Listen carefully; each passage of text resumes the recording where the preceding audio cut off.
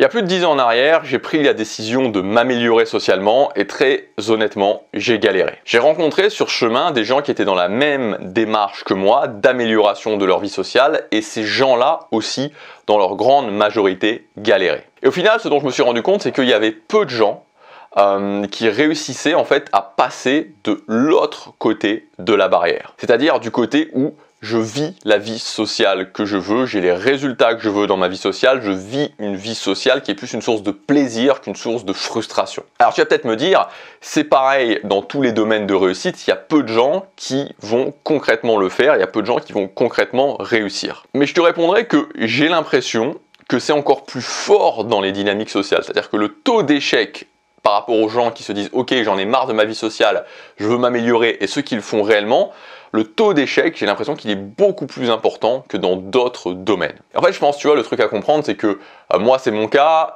j'ai interagi avec, que ce soit dans la réalité ou encore plus sur Internet, avec des centaines de personnes qui étaient, qui étaient dans cette difficulté sociale, qui se sentaient seules, qui se sentaient rejetées, qui n'arrivaient pas à avoir, tu vois, une vie sociale qui leur convenait. Et en fait, voilà, dans la plupart des cas, c'est des gens qui sont d'une nature introvertie et c'est des gens aussi qui sont sensibles. Voilà, souvent c'est ça les deux caractéristiques principales, des gens qui sont introvertis et des gens qui sont sensibles. L'introversion c'est une nature, hein, contrairement à la timidité, et la sensibilité c'est aussi une nature, donc c'est vraiment deux natures introverties, deux natures sensibles. Et en fait ce qui se passe c'est que les dynamiques sociales, contrairement à d'autres je dirais objectif au sens large, hein, quand je parle de business par exemple, ou quand je parle de musculation, ou d'apprentissage de langue, ou d'autres choses, les dynamiques sociales, c'est une activité qui engage fortement émotionnellement.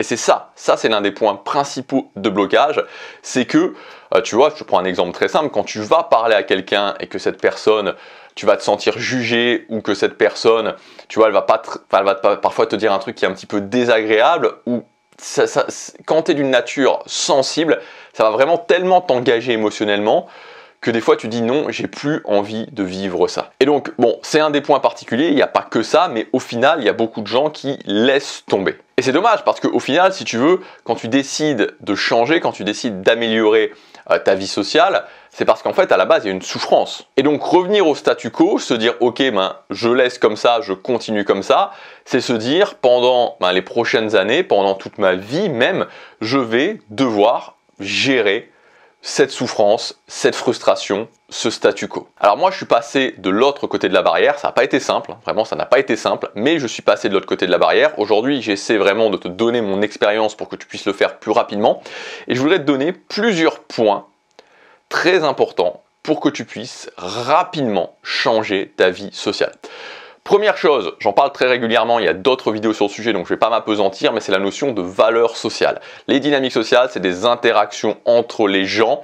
On cherche tous à avoir une valeur positive et donc on a cette espèce de radar à l'intérieur de nous qui agit en sous-marin, mais qui nous fait où on cherche vraiment à détecter très rapidement si une personne va être une personne qui va nous apporter une valeur positive dans nos interactions sociales ou alors pas de valeur, voire une valeur négative. Et donc c'est pour ça que la priorité quand tu veux changer ta vie sociale, c'est de comprendre en profondeur ce concept de valeur sociale et de commencer à prendre des actions concrètement qui vont augmenter ta valeur sociale. Voilà. Et en fait, j'avais notamment fait une formation qui s'appelait « Hacker sa valeur sociale ». Ce qui est intéressant, c'est que tu peux prendre des actions très ciblées qui vont directement augmenter ta valeur sociale. Donc en fait, tu peux vraiment, concrètement, comme l'indiquait le nom de cette formation, hacker ta valeur sociale.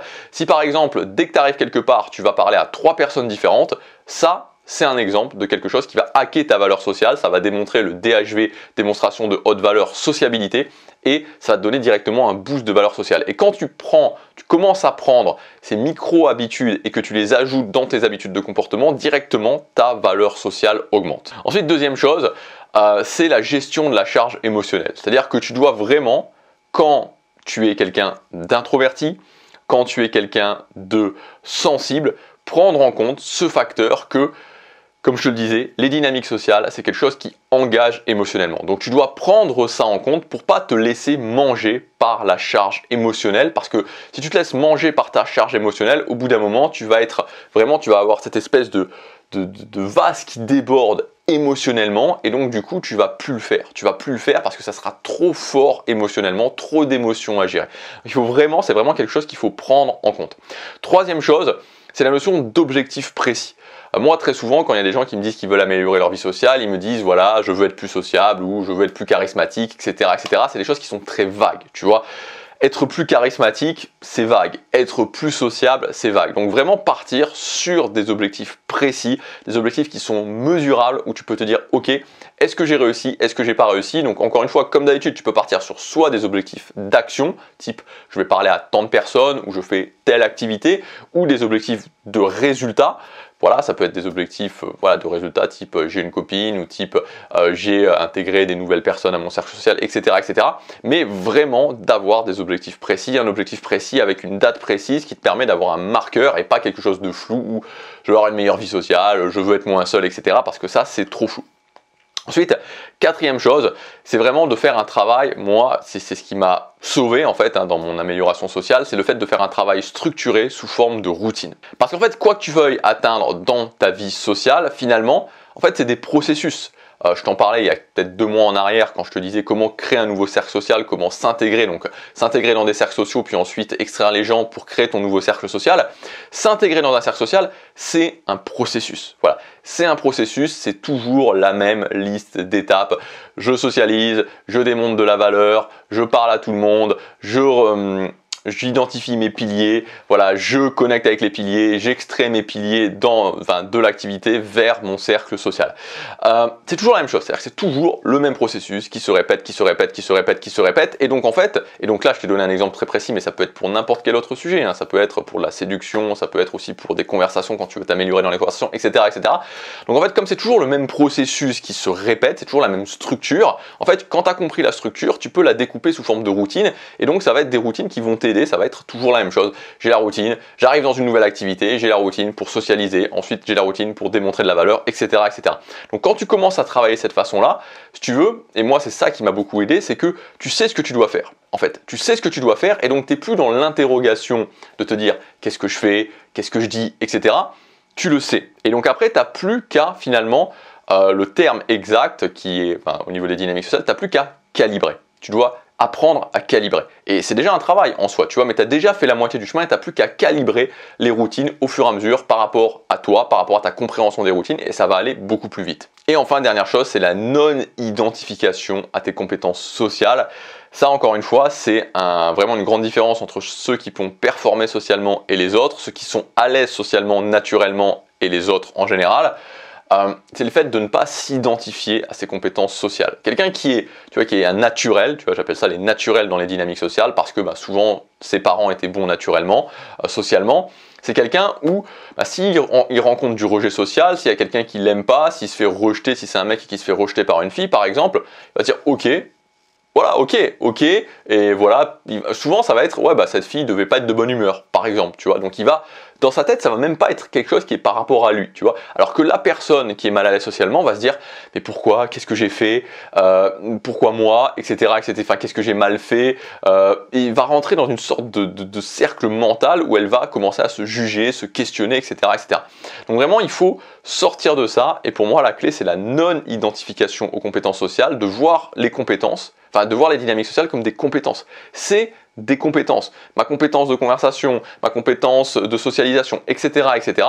Et donc, je travaille ces compétences. Voilà. Et c'est juste des compétences. C'est juste comme s'améliorer au tennis. Voilà, je peux m'améliorer au tennis, je peux m'améliorer dans les conversations.